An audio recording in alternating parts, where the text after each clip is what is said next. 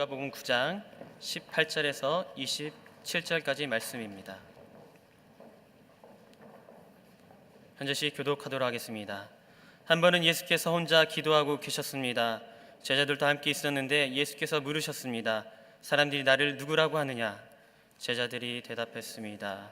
세례자 요한이라고 하고 엘리야라고도 합니다. 옛 예언자 중 한 사람이 되살아났다고 하는 사람도 있습니다. 그러자 예수께서 물으셨습니다. 그러면 너희는 나를 누구라고 하느냐? 베드로가 대답했습니다. 하나님의 그리스도십니다. 예수께서는 이 말을 아무에게도 하지 말라고 단단히 경고하며 말씀하셨습니다. 인자가 많은 고난을 받고 장로들과 대제사장들과 율법학자들에게 배척받아 끝내 죽임당하고 3일 만에 살아나야 할 것이다. 그러고는 그 모두에게 말씀하셨습니다.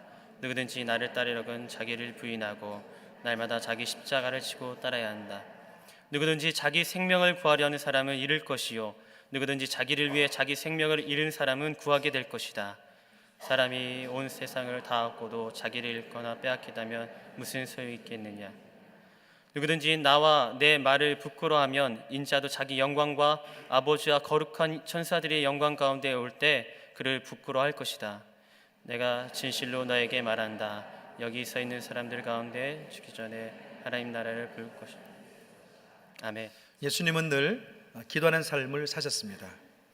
우리가 잘 아는 것처럼 기도에 대해서 아는 것과 기도하는 삶은 분명히 차이가 있습니다. 그냥 기도에 대해서 아는 사람은 어떻습니까? 기도에 대해서 알지라도 기도하지 않기 때문에 내적인 그런 냉랭함과 또 열정이 없다는 것을 알 수 있습니다. 그러나 일상의 삶 속에 끊임없이 주님을 바라보고 기도하는 사람은 어떻습니까? 내면 안에 열정이 있습니다. 내면 안에 주님을 향한 뜨거운 사랑이 꽃피고 있습니다. 때로는 인생 중에 기도하는 인생은 어떻습니까? 위기가 닥칠지라도 그 위기가 결코 자기를 무너뜨리지 못합니다. 교회 다니면서도 어떻습니까? 우리는 기도에서 많은 것을 배웠습니다. 그러나 정작 일상 속에서 기도하는 사람은 별로 많지 않다는 것을 우리가 알 수 있습니다. 그런데 예수님이 어떻습니까? 예수님은 삶의 순간순간마다 어려울 때마다 그분은 기도하셨습니다. 오늘 본문입니다. 18절과 19절 말씀을 같이 한번 보겠습니다. 함께 읽습니다. 시작. 한 번은 예수께서 혼자 기도하고 계셨습니다. 제자들과 함께 있었는데 예수께서 물으셨습니다. 사람들이 나를 누구라고 하느냐? 제자들이 대답했습니다. 세례자 요한이라고도 하고 엘리야라고도 합니다.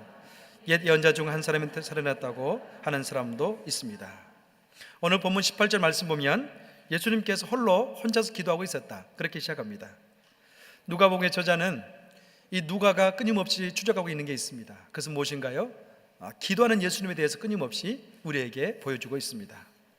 예수님은 공생의 기간 동안에 힘들고 어려운 일이 있을 때마다 또 한 가지는 어떤 일을 결정할 때 그분은 먼저 기도하셨습니다. 누가복음 3장 20절의 말씀 보면 예수님께서 공생애를 처음 시작하면서 어떻습니까? 그분은 기도하십니다. 누가복음 3장 21절입니다. 함께 읽습니다. 시작. 모든 백성이 세례를 받을 때 예수께서도 세례를 받으셨습니다. 예수께서 기도하시자 하늘이 열리고, 예수님께서 30년 동안 평범한 목수로 살다가 이제 공생이 시작하면서 어떻습니까? 세례요한에게 세례를 받습니다. 그 장소에 가서 그는 하늘을 향해서 기도합니다. 그랬더니 하늘의 문이 열리면서 너는 내 사랑할 아들이요 내 기뻐하는 자다, 그렇게 음성이 들렸습니다. 예수님은 기도하면서 어떻습니까? 자기가 누구인지를 알았고 하나님의 사랑을 받는 존재임을 깨달을 수가 있었습니다. 또 두 번째는 예수님께서 제자들을 세울 때 누구를 세워야 할지 고민하면서 밤새도록 그분은 기도하십니다. 누가복음 6장 12절 말씀 같이 읽어봅니다. 시작. 그 무렵 예수께서 기도하시기 위해서 산으로 올라가 밤을 새워 하나님께 기도하셨습니다. 어찌 보면 예수님께서는 본인이 공생애 동안에 사역을 잘 감당하는 것도 중요하지만 그분이 승천하고 나면 그 뒤에 이어서 사역을 감당할 만한 제자를 세운 것 또한 굉장히 중요했습니다. 그러니까 예수님 어떻습니까? 산에 올라 기도하는데요, 밤새도록 기도하신 다음에 제자 12를 세웠습니다.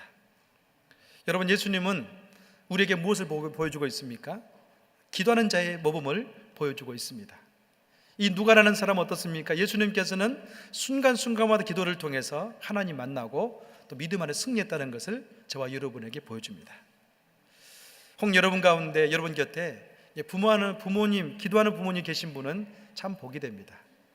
또 한 가지는 신앙의 멘토 가운데, 여러분의 신앙 곁에 있는 스승 가운데 기도하는 분이 있다면 그것 또한 참 복됩니다. 왜 그렇습니까? 나도 모르는 사이에 기도의 본을 따라서 내가 힘들고 어려울 때 시험에 드는 것이 아니라 기도할 수 있기 때문에 그렇습니다. 예수님은 늘 공생애 동안에 바빴지만 기도하면서 인생의 중요한 것들을 결정하고 판단하면서 승리했던 경험을 가지고 있습니다.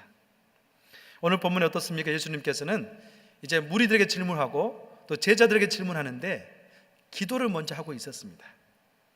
예수님께서 어떻습니까? 제자들에게 물어봅니다. 그러니까 사람들은 나를 누구라느냐? 그렇게 물어봐요. 다시 말하면 예수님께서는 이 무리들에게 자기 인식을 받기를 원했습니다. 그때 그 사람들은 세 가지 답을 합니다. 어떤 사람은 세례자 요한이라고 합니다. 이것은 무슨 의미인가요? 세례 요한이 다시 환생했다는 것을 몇몇 사람들이 이야기했습니다. 또 한 가지는 엘리야라고 하는 사람도 있습니다. 이것은 무슨 뜻인가요? 예수님께서 많은 병자를 고치고 귀신을 쫓아내고 기적 일으키는데 마치 구약시대에 있었던 그 엘리야의 그 영적 능력이 나타난 것처럼 여겼기 때문에 엘리야라고 이야기했습니다. 또 어떤 분 같은 경우는 옛 예언자 중에 한 명입니다. 누구를 말합니까? 그러니까 모세를 이야기합니다. 모세를 통해서 하나님께서 이스라엘 백성을 구원하시 인도했던 것처럼 예수님을 그렇게 보는 사람도 있었다는 거죠. 그러나 예수님은요, 이 주변 사람들의 답에 대해서는 별로 그렇게 반응하지 않습니다. 왜냐하면 이들의 반응은 예수님이 듣고자 하는 그런 정확한 답은 아니었기 때문에 그렇습니다. 이들은 지금 예수님께서 어떤 분인가를 잘 모르고 있습니다. 아니, 모른다고 하는 것이 아니라 실상은 이 주변 사람들은요, 관심이 없었습니다. 그들은 자신들의 필요에 따라서 예수님 곁에 있으면 먹을 것이 있고 또 병자가 낫기 때문에 따랐다는 것을 알 수가 있습니다. 요한복음 6장 25절하고 26절 한번 읽어봅니다. 시작. 그들은 바다 건너편에서 예수를 발견하고 물었습니다. 라피여, 언제 여기에 오셨습니까? 예수께서 대답하셨습니다. 내가 진실로 진실로 너에게 말한다. 너희가 나를 찾은 까닭은 표적을 보았기 때문이 아니라 빵을 먹고 배가 불렀기 때문이다. 여러분, 26절의 말씀 보면 너희들이 나를 찾은 까닭은 어떤 표적과 기사를 통해서 메시아를 암시하는 그런 사건 때문이 아니라 빵을 먹고 배가 부르기 때문에 나를 찾고 있다, 그렇게 이야기하고 있습니다. 예수님께는 적어도 주님을 따르는 무리가 두 무리라는 것을 알고 있습니다.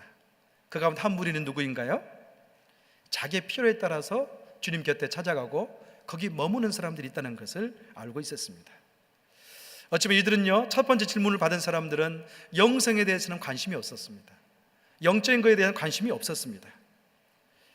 여러분, 오늘날도 어떻습니까? 주님을 따르는 사람들이 아주 여러 명이 있죠. 많은 주님을 따르는 사람 가운데 몇 종류의 분류를 나눈다면 분명히 자기의 필요에 따라 주님을 따르는 사람도 있을 겁니다. 그러나 우리 주님은 거기에 머물러 있는 것이 아니라 제자들에게 2차적으로 질문을 던집니다. 오늘 본문 20절 읽어보겠습니다. 함께 읽습니다. 시작. 그러자 예수께서 물으셨습니다. 그러면 너희는 나를 누구라고 하느냐? 베드로가 대답했습니다. 하나님의 그리스도이십니다. 예수님께서 이제 제자들의 질문하는데요, 그러면 너희는 나를 누구라 하느냐? 그렇게 이야기합니다. 그때 베드로가 어떻게 대답합니까? 하나님의 그리스도이십니다. 베드로가 예수님을 부름받은 다음에 이것은 최고로 어른다고 한 겁니다. 베드로라는 사람은요, 여러 가지 면에 있어서 이 제자들의 대변인과 같은 그런 역할을 많이 했습니다. 때로는 약간 그 허풍스러운 모습과 또 실수도 많이 했지만 오늘 본문의만큼은 예수님이 영적인 통찰력을 가지고 정확한 답을 하고 있습니다. 주는 그리스도시요 살아계신 하나님의 아들입니다. 또 마태복음에는 그렇게 적혀 있습니다. 근데 중요한 것은 뭐냐면 예수님께서 이 베드로의 신앙 고백을 들은 다음에 더 중요한 것을 제자들에게 가르쳐 줍니다. 오늘 21절, 22절을 함께 읽습니다. 시작. 예수께서는 이 말을 아무에게도 하지 말라고 단단히 경고하며 말씀하셨습니다. 인자가 많은 고난을 받고 장로들과 대제사장들과 율법학자들에게 배척을 받아 끝내 죽임을 당하고 3일 만에 살아나야 할 것이다. 아멘. 여러분, 예수님은요, 이 베드로의 신앙 고백을 들은 다음에 재밌는 이야기를 했습니다. 아무도 이 말을 하지 말라, 그렇게 하겠어요. 한번 생각해 보세요. 여러분 같으면 어떻겠습니까? 네가 정말 옳은 답을 했는데 나는 그가 맞다. 하나님의 아들이고 하나님 그리스도다. 너는 가서 모든 사람에게 알려라. 그게 상식 아닙니까? 근데 예수님께서는 이 말을 아무에게도 하지 말라, 그렇게 함구령을 내립니다. 왜 그랬을까요? 지금 예수님을 따르는 사람들은 부류가 여러 명 있었지만 또 한 가지는 이 예수님에 대한 메시아 상이 여러 가지가 있습니다. 어떤 사람은 정말로 영적인 부분에 있어서 주는 그리스도 살아계신 하나님의 아들입니다, 그 관점도 있지만 대부분 사람들은 누구였습니까?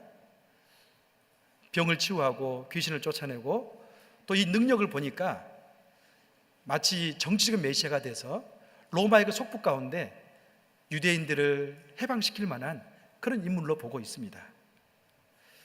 저런 능력이 보면 분명히 이 사람은 로마로부터 우리를 독립시켜주고 유대 국가를 번영시킬 거다, 그런 기대를 가지고 있었어요. 더 나아가서 어떻습니까? 예수님만 계신다면 근심 걱정 없이 인간적인 측면에서 유토피아를 이룰 만한 존재다, 그렇게 메시아상을 가지고 있었습니다. 이런 사람들 앞에 예수님은 메시아 대심과 자기의 정체성을 숨길 수밖에 없었다는 것을 알 수 있어요. 만약에 이 부분이 드러나면 어떻습니까? 서로 예수님 때문에 실망하면서 그 안에 갈등과 다툼이 분명히 있었을 겁니다. 여러분, 그러나 예수님은 어떻습니까? 예수님이 정작 꿈꿨던 메시아의 길은 이들이 말하는 정치적 메시아의 길이 아니었습니다. 그는 다른 의미의 정체성을 가지고 있었습니다. 그런 예수님께서 예수님으로서 메시아의 길을 가야 되는데 그 길은 어떤 길이었나요? 로마와 싸우는 것이 아니라 도리어 힘없는 고난의 길, 종의 길을 가는 것이 그의 메시아 상이었습니다. 백성의 죄를 지고 그는 순교자의 길을 가야만이 온 인류의 죄를 감당할 수 있기 때문에 그는 그 길을 갔습니다. 여러분은 어떻습니까? 여러분 주님을 생각할 때 여러분이 생각하는 메시아 상은 어떤 상입니까? 주는 그리스도 살아계신 하나님의 아들입니다. 그 고백을 가지고 우리는 주님을 따르는 그런 존재가 되어야 됩니다. 아주 중요한 것은 뭐냐면 베드로가 정확하게 예수님에 대한 고백이 있는 다음에 뭐가 있습니까? 제자로서의 삶에 대해서 이야기하고 있습니다. 여러분, 두 번째 질문 가운데 강조의 포인트는요, 나를 누구라 하냐, 거기 있지 않습니다. 너희가의 강조점이 있습니다. 너희는 나를 누구라 하느냐, 그렇게 질문합니다. 다른 사람이 아닙니다. 제자들에게 질문을 던지고 있습니다. 왜냐하면 어떤 헌신이라든지 어떤 영적인 열매는 내가 누구인지 알았을 때 맺을 수 있기 때문에 그렇습니다. 우리 주님이 메시아인데 내가 누구인지를 정확히 하면, 제자를 알게 되면 어떻습니까? 그때부터 헌신이 일어날 수 있고 열매를 거둘 수 있기 때문에 그렇습니다. 사랑하는 여러분, 제가 어제 서울 아침에 일찍 장례가 있어서 갔다 왔는데요, 6시 50분 7시 한 초반대 고속도로 딱 접했는데 깜짝 놀랐어요. 차가 이렇게 쫙 깔려 있는 거예요. 사고 난 줄 알았거든요. 근데 양지 IC 올 때까지 계속 막히더라고요. 보니까 황금 연휴예요. 금요일 저녁부터 시작해서 화요일 저녁까지 많은 사람들이 이 차를 보니까 마치 휴가를 떠나는 것처럼 짐이 꽉꽉 실려 있어요. 그래서 한편 마음으로는 야, 좋겠다. 어디를 가지? 강원도로 가는구나, 그런 마음 들었어요. 그렇지만 저와 여러분 여기 있잖아요. 왜 그렇습니까? 주님을 향한 신앙의 고백이 우리 마음속에 정확하기 때문에 그래요. 주님은 살아계시고 내가 주일날 예배드리고 주님의 자녀로서 할 일이 있다는 것을 고백하기 때문에 여기에 있습니다. 사랑하는 여러분, 곰곰이 생각해 보면 우리에겐 큰 복이 있는데요, 마치 무리가 아니라 제자들처럼 예수님이 누구인가를 발견할 만한 믿음을 가졌다는 게 우리에게 큰 복입니다. 오늘 제자들은 저와 여러분에게 그것을 가르쳐주고 있습니다. 또 한 가지 뭐냐면은 이런 질문입니다. 예수님께 자신이 누구인지를 묻고 있지만 실상은 이 질문의 큰 뜻은 무엇인가요? 너희는 누구냐? 이 질문이에요. 만약에 내가 그리스도라면 너희는 누구냐? 이 질문을 예수님께서는 베드로를 통해서 저와 여러분에게 던져주고 있습니다. 적어도 첫 번째 질문을 받은 사람들은 무리들이었기 때문에 반응이 중요하지 않습니다. 그러나 제자들의 반응, 제자들이 자기 인식하는 것은 예수님에도 굉장히 중요한 것입니다. 여러분, 하나님을 향한 신앙 고백은 어떻습니까? 철저히 자기 중심에서 스스로 일어납니다. 그러면서 어떻습니까? 하나님이 정말로 예수님이 하나님이라면 나는 그런 누구인가를 인식할 수 있다는 것이 중요하다는 거죠. 여러분, 사복음서에 보면 밭에 진주를 발견한 사람이 나옵니다. 이 사람은요, 어느 날 밭을 갈다가 밭을 보니까 밭 안에 진주가 있는 거예요. 그랬더니 그 진주를 가만히 감춰놓고 그 밭을 사서 진주를 얻기 위해서 자기의 모든 소유를 팔아서 그는 그 밭을 삽니다. 왜 그렇습니까? 그 값진 진주를 얻기 위해서 밭을 샀어요. 그 사는 과정 가운데 자기의 있던 모든 소유를 그는 팔았습니다. 한 가지 목적 때문에 그렇습니다. 그러니까 진주를 얻기 위해서 그렇습니다. 하나님 나라, 예수님이 바로 이 진주처럼 소중하다는 것을 의미합니다. 어느 날 예수님께서 여리고성에 들어갔는데요, 그때 마침 여리고성에 예수님을 간절히 기다렸던 한 사람이 있었습니다. 그는 삭개오였습니다. 인생의 깊은 절망과 소외감 속에서 살고 있던 그는 세력기 때문에 돈은 많았지만 실상은 유대인들에게 같이 돈을 벌기 때문에 많은 동족의 사람들이 그를 미워했습니다. 그 인생 가운데 돈은 많았지만 깊은 절망과 좌절, 소외감이 있었습니다. 그때 그는 어떻습니까? 예수님 온다는 소식을 듣고 난 다음에 키가 작은 핸디캡을 극복하기 위해서 뽕나무에 올라가잖아요. 뽕나무 올라간 다음에 예수님 봅니다. 예수님 그에게 이야기합니다. 삭개오야, 내려오너라. 내가 너희 집에 유하겠다. 그렇게 말씀하죠. 여러분, 삭개오의 결단이 한 가지 있습니다. 뭔가요? 내가 만약에 토색강에 있거들랑 내 재산의 반을 가난한 자에게 주겠습니다. 여러분, 삭개오의 돈이 얼마나 많았겠습니까? 그 재산의 반을 띄어서 내가 주겠습니다. 그렇게 이야기했습니다. 여러분, 삭개오는요, 예수님 만난 다음에 인생의 깊은 절망과 소외감이 사라지면서 예수님이 너무나 소중한 거예요. 그래서 주님을 소유하기 위해서 그는 그 많은 돈을 허비하면서까지 그 길을 가고 있는 것을 보게 됩니다. 여러분, 예수님은 누구라고 여러분은 생각하신지요? 적어도 우리는요, 이 질문 앞에 나를 발견해야 됩니다. 주는 그리스도 살아계신 하나님의 아들입니다. 나는 주님의 제자입니다. 그런 마음 가운데 어떤 것을 드려도 아깝지 않다는 그런 마음, 주님을 최고로 여기는 그런 마음이 있었을 때 우리는 이제 신앙 고백과 더불어서 그 주님의 제자의 삶을 살 수가 있습니다. 오늘 본문에는 이제 강조한 부분이 있는데요, 그것은 뭐냐면 신앙 고백을 강조하고 있지만 또 한 가지가 있습니다. 그러면 너희들은 어떻게 제자로서 살아야 되느냐, 그것을 우리에게 강조합니다. 23절 말씀 같이 읽어볼까요? 시작. 그러고는 그들 모두에게 말씀하셨습니다. 누구든지 나를 따르려면 자기를 부인하고 날마다 자기 십자가를 지고 따라야 한다. 아멘. 다시 한번 읽어볼까요? 큰 소리로 같이 읽습니다. 23절 시작. 그러고는 그들 모두에게 말씀하셨습니다. 누구든지 나를 따르려면 자기를 부인하고 날마다 자기 십자가를 지고 따라야 한다. 아멘. 참된 신앙 고백이 중요한 것 같지만 실상은 참된 신앙 고백에 눈이 뜨이면 그때부터 중요한 것은 뭐냐면 나의 존재를 알았다면 어떻게 살 것인가, 그 삶에 대해서 예수님께서 이야기하고 있습니다. 두 가지 이야기합니다. 첫 번째는 무엇입니까? 자기를 부인하는 삶을 살아야 된다, 그렇게 말씀합니다. 여러분, 자기 부인이라는 것은 무엇입니까? 내 인생의 주인을 내가 내려놓는 것을 의미합니다. 내 인생의 주인을 내가 내려놓고 예수님으로 내 가슴에 가득 채우는 것, 그게 바로 내 자신을 부인하는 것입니다. 여러분, 예수님께서도 어떻습니까? 겟세마네 동산에서 그는 십자가를 지기 전에 땀이 핏방울이 되기까지 기도했습니다. 그 기도는 어떤 기도였습니까? 갈등의 기도였습니다. 자기를 포기하는 그런 기도였습니다. 주님, 내가 정말 이 잔을 마셔야 됩니까? 할 수만 있다면 저는 피하고 싶습니다. 아직 자아가 살아있어요. 그러니까 예수님께서 어떻게 기도합니까? 정말 주께서 원하신다면 내가 십자가의 그 길을 가겠습니다. 거기서 그는 자기를 포기하고 예수님의 뜻, 하나님의 뜻을 받아들이면서 어떻습니까? 자기를 부인하고 십자가를 졌습니다. 여러분, 사람들은 제가 서점에 가면 유명한 책 코너가 있습니다. 정말 그 코너는 계속 인기가 많더라고요. 자기 개발서 부분이죠. 자아에 대해서, 자기 성취에 대해서. 경영학에서라든지 또 많은 인문학 같은 경우도 선풍제 인기를 인문학이 요즘 끌고 있는데 그 중심 뭐예요? 자아예요. 자기를 발견해서 자기를 만들고 자기 성취를 높여서 성공하는 것. 그게 바로 현대인들의 최고의 인간상입니다. 그래서 어떻습니까? 그러나 주님은 그것이 아니라고 이야기합니다. 자기를 부인하고 자기 내면 안에 예수님을 채우는 사람이 지혜롭다고 말씀하고 있습니다.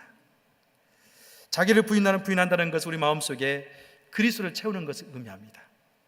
그러나 여러분, 예수님의 제자들은요, 아직까지는 우리가 아는 것처럼 자기로 채워져 있습니다. 어떤 제자는 주님 곁에 있으면서 어떻습니까? 예수님께서 승천하거들랑 내게 한 자리 주십시오, 그런 마음 가지고 있었어요.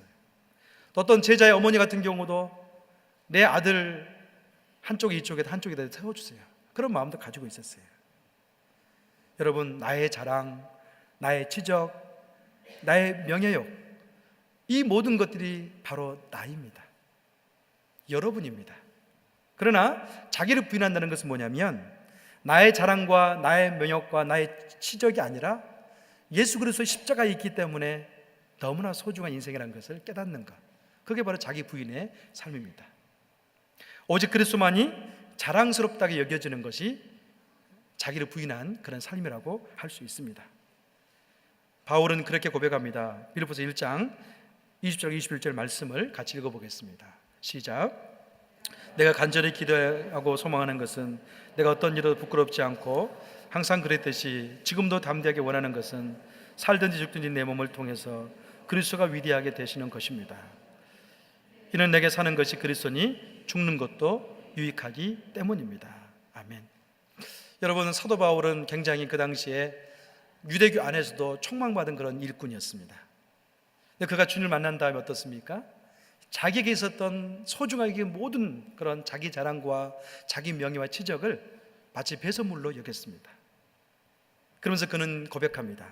내가 살든 죽든지 내 몸을 통해 그리스도가 위대하게 되는 것, 그게 바로 내 인생의 유일한 목적이다. 이게 바로 자기를 부인한 성도의 참된 모습을 보여주고 있습니다. 이는 내게 사는 것이 그리스도니 죽는 것도 유익합니다. 그 주님의 제자는 바로 내 중심이 아니라 그 주님의 뜻 중심 가운데 사는 것, 그거라고 말씀합니다. 또 갈라디아 6장 14절 말씀 보면 그렇게 고백합니다. 함께 좀 더 읽어볼까요? 시작.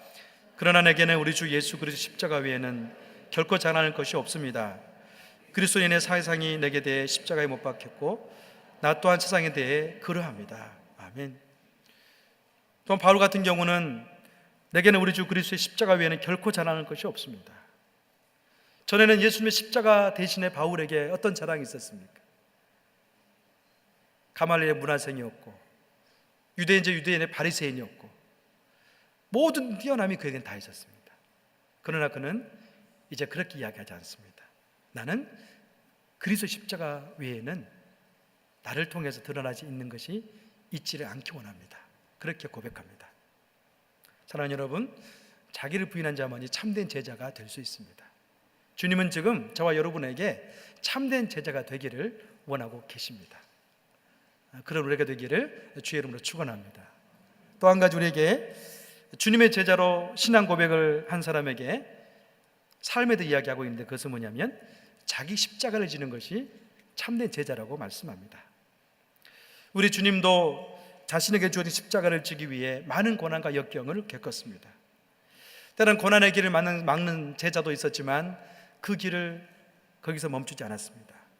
또 어떤 사단 같은 경우는 예수 십자가를 지지 못하도록 막았지만 그 사단의 경계 또한 그는 이겼습니다. 여러분, 예수님께 십자가를 질 때 고난의 십자가를 지셨습니까? 가벼운 십자가를 졌습니까? 그분은 가벼운 십자가가 아니라 고난의 무거운 십자가를 졌습니다.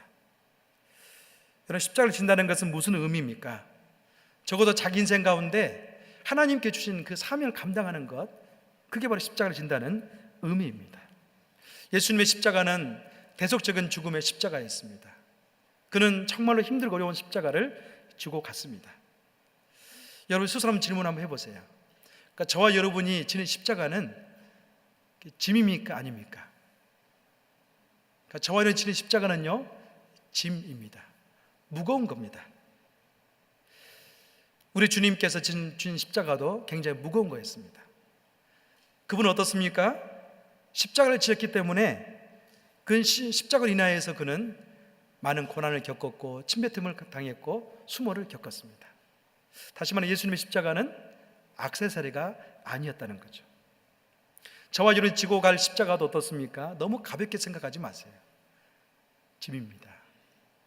고난이고 역경입니다. 그러나 꼭 우리가 기억해야 할 게 있습니다. 짐이 되고 때로는 침뱉음을 당하게 되고 고난이 있을지라도 그 십자가를 져야만이 부활의 영광 가운데 동참할 수 있습니다. 우리가 져야 할 십자가도 그렇습니다. 우리가 잘못 생각하면 십자가를 마치 가벼운 것만이 십자가로 생각할 경향을 가지고 있습니다.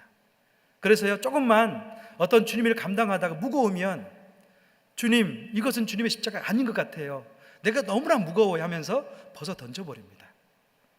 그러나 여러분, 저와 여러분에게 주님이 주신 십자가는요, 무거운 겁니다. 그러나 그러면 소망이 있는 것은 무엇인가요? 그 십자가의 길을 다 잘 통과했을 때 분명히 십자가를 통해서 무너지는 것이 아니라 부활의 영광이 있다는 것을 성경은 말씀하고 있습니다. 여러분 가정에서 여러분이 져야 될 십자가가 무엇인가요? 또는 직장에서 져야 될 십자가는 무엇인가요? 때로 어떻습니까?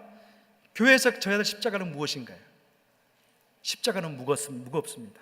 또 한 가지는 요즘 우리 사회 가운데 너무나 힘든 것 가운데 많이 노출되어 있는데, 우리가 이 사회를 향해서, 국가를 향해서 져야 될 십자가는 무엇인가요? 만약에 여러분께서 가정에서 십자가를 지신다면 그 십자가 진 사람 한 사람 때문에 그 가정은 분명히 영적인 가정이 될 것입니다. 어떤 분 같은 경우는 끊임없이 새벽에 나와서 가정을 위해서 기도하는 사람이 있습니다.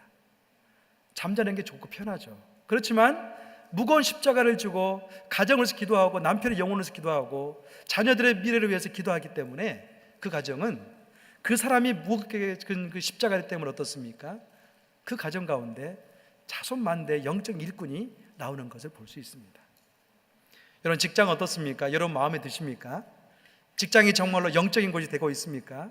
하나님 말씀 선포되면 좋아하고 기도하는 사람이 찾아와서 일을 좀 방해해도 괜찮습니까? 그렇지 않죠. 철저하게 이익 중심이기 때문에 직장이 힘듭니다. 그런 직장을 바꿔가기 위해서는요, 믿음 가운데 있는 크리스찬 여러분께서 그 십자가를 져야 됩니다. 더 일찍 가서 기도해야 되고, 때로는 더 늦게 퇴근하더라도 직장 가운데 모여서 기도해야 되고, 신을 조직에서 활동해야 되고, 만약 그런 무거운 십자가를 직장 가운데 진다면 그 직장 분명히 영적인 공동체로 조금씩 바꿔갈 겁니다. 지금 한국 사회는 참 침울하고 어려운 가운데 있습니다. 어떻게 표현해야 할지, 누구에게 잘못이라고 이야기해야 할지 분노 나 있는 한국 사회를 볼 수 있습니다. 원인이 어디 있습니까? 너무나 쉽게 우리는 부를 축적하기 위해서 인생을 살지는 않았는가? 황금만능주의로 돈에 따라서 살다 보니까 생명을 경시하는 풍토가 너무나 팽배하게 있지는 않는가? 여러분 세월호 사건 같은 경우도 어떻게 해석하십니까? 저는 한 가지 기억하는 장면이 있습니다. 그것은 뭐냐면 그 세월호가 출발하기 10분 전에 막 엄청난 트럭들이 그 배를 탔다는 거예요. 적정 양이 있는데 돈이 되지 않더라도 준수하면서 타지 말게 했어야 되는데 그 선주와 그 선장은 그렇지 않았다는 거예요. 괜찮겠지, 돈이 되니까. 거기를 얼마나 많은 생명이 타고 있었는데 생명이 보이기보다는 돈이 보였어요. 이 사회에서 우리는 어떤 사명을, 십자가를 져야 할지, 저와 여러분은 정말로 요즘 기도가 많이 필요하고 힘든 것 가운데 있습니다. 이런 상황 속에 우리는 이 사회를 향해서, 국가를 향해서 십자가를 져야 됩니다. 그 십자가는 결코 가벼운 게 아닙니다. 그러나 우리 믿는 성도님들, 우리가 정말로 그 십자가를 진다면 우리들의 기도를 통해서, 헌신을 통해서 새로운 물결이 일어나게 될 것입니다. 어느 종교가 생명의 소중함을 가르쳐 줄 수 있겠습니까? 우리 예수님 외에는 없습니다. 예수님 믿는 제자 외에는 그런 영적인 반향을 일으킬 만한 무리가 없습니다. 그런 우리는 이 사회를 향해서, 국가를 향해서 이제는 기도를 다시 시작해야 되고 십자가를 꼭 져야만이 승리할 수가 있습니다. 원래 주님이 주신 십자가는요, 우리에게는 잘 맞지 않습니다. 왜 그렇습니까? 우리는 너무나 익숙한 십자가가 있는데 액세서리와 같은 가벼운 것만 지기를 좋아합니다. 저는 현대 교회 가운데 많은 교회가 하고 있는 프로그램 가운데 한 가지 점검해야 할 게 있는데, 그것은 뭐냐면 은사 배치 세미나예요. 여러분, 은사 배치 세미나는 굉장히 좋은 거죠. 우리에게 주어지는 하나님의 달란트가 무엇인가, 은사가 무엇인지 분별해서 일하는 데 세웁니다. 근데 중요한 것은 뭐냐면, 자칫 잘못하면 은사 배치를 통해서 자기 좋아하는 것을 너무나 쉽게 선택해요. 그러니까 정말 내 인생을 통해서 주님이 원하는 십자가가 무엇인가, 고난과 역경이 있을지라도 져야 될 십자가가 무엇인가를 묻기 전에 은사 배치를 통해서 내 좋아하는 것만 선택한다는 거예요. 그러니까 어떻습니까? 때로는 나의 십자가와 관계없이 그냥 좋은 것, 내가 배웠으니까, 익숙하니까 할 수 있다는 거죠. 사랑하는 여러분, 여러분이 져야 할 십자가는 무엇인가요? 십자가는요, 힘들어야 십자가입니다. 이제는 십자가에 대한 새로운 인식을 가지시기를 바랍니다. 그리고요, 그 십자가를 계속 지고 나가세요. 그러면 주님께서 십자가를 지시고 계속 지고 나가시다가 끝내는 죽으셨잖아요. 우리 주님은 그 인생을 그냥 두지 않았습니다. 하나님께서 그를 부활시키면서 부활의 영광 가운데 동참하게 했습니다. 만약 우리가 저와 여러분이 주어진 십자가를 지고 가다가 때로는 지치고 쓰러질 때, 우리 주님은 분명히 하나님께서 예수님 부활시켰던 것처럼 우리에게 새 힘을 주실 겁니다. 여러분, 그 삶이 어떤 삶인가요? 제자의 삶입니다. 가정을 보면 답답하지 않습니까? 직장을 보면 답답하지 않습니까? 이 사회를 보면 답답하지 않습니까? 꼭 이렇게 가야 할 세상이고 가정이고 직장인가? 저와 여러분이 만약에 주님의 제자로서 이제 십자가를 진다면 저 분명히 새로운 곳이 될 거라고 확신합니다. 챈틀이라는 사람이 십자가를 지는 삶에서 5가지를 쓰고 있습니다. 첫 번째는 뭐냐면, 십자가를 지는 것은 보편적인 일이다. 보편적이라 하면 그리스도를 따르는 구원받은 모든 사람들은 십자가를 져야 한다, 그렇게 말하고 있습니다. 두 번째는요, 십자가를 지는 일은 영구적인 것이다. 십자가를 지고 가다가 힘들고 어렵다고 해서 그 십자가를 벗어 던지는 것이 아니다, 그렇게 말하고 있습니다. 또 한 가지는 십자가를 지는 일은 의지적인 것이다, 그렇게 말하고 있어요. 여러분, 십자가는 어떻습니까? 저와 여러분이 의지적으로 지는 것이 십자가입니다. 내 마음 내켜서 지는 것 별로 없습니다. 네 번째는 십자가를 지는 일은 고통스러운 일이다. 예수님께서 어떻습니까? 십자가를 지실 때 많은 고통을 당하셨습니다. 그랬더니 저와 여러분에게 영생을 축복으로 주셨습니다. 만약에 저와 여러분이 고통스러울지라도 자녀로서 끊임없이 기도하는 십자가와 또 직장을 사는 십자가와 사회를 위해서 교회를 쓰고 십자가를 지고 간다면 분명히 고통 끝에는 영적인 열매가 맺게 될 것입니다. 5번째는 그가 이야기합니다. 십자가는 곧 죽음이다. 자기 자존감, 자기 만족, 자기 쾌락, 자기 욕심, 자기 이익을 던져버리고 그 가운데 죽는 것이 십자가다, 그렇게 적고 있습니다. 여러분, 십자가를 진다는 것은요, 내가 죽는 것을 의미합니다. 십자가를 진다면 뭐 어떻습니까? 내가 죽고 예수로 사는 것이 십자가로 죽는 것입니다. 오늘 본문에 보면 이제 예수님께서 마지막으로 저와 영적인 감동을 주고 있는데요, 24절 27절을 같이 한번 읽어보겠습니다. 시작. 이를 것이요, 누구든지 자기를 위해 자기 생명이 있는 사람은 구하게 될 것이다. 사람의 온천을 다 얻고도 자기를 잃어버리면 닦인다면 무슨 소용이 있겠느냐? 누구든지 나와 내 말을 부끄러워하면 인자도 자기 영광과 아버지와 거룩한 천사들의 영광 가운데 올 때 그를 부끄러워할 것이다. 내가 진실로 너에게 말한다. 여기 서 있는 사람들 가운데 죽기 전에 하나님 나라를 볼 사람이 있을 것이다. 아멘. 예수님께서는 제자들에게 고난의 십자가를 이야기하면서 마지막으로 무엇을 이야기합니까? 여기 있는 사람 가운데 죽기 전에 하나님 나라를 볼 사람도 있을 것이다. 하나님 나라에 대해서 이야기하고 있습니다. 이 다시 올 하나님 나라, 이것은 무엇을 의미하나요? 십자가를 지고 난 다음에 승리가 있다는 것을 저와 여러분에게 보여줍니다. 예수님의 참된 제자는 누구입니까? 정확한 신앙 고백을 가진 사람이 예수님의 참된 제자입니다. 여러분, 예수님의 참된 제자는 누구인가요? 정확한 신앙 고백 가운데 자기를 제자로서 내어드리면서 자기를 부인하고 십자가를 지는 사람, 그게 바로 주님의 제자입니다. 한국 사회는 또 열방 같은 경우는 어떻습니까? 주님의 제자가 나타나기를 원하고 계십니다.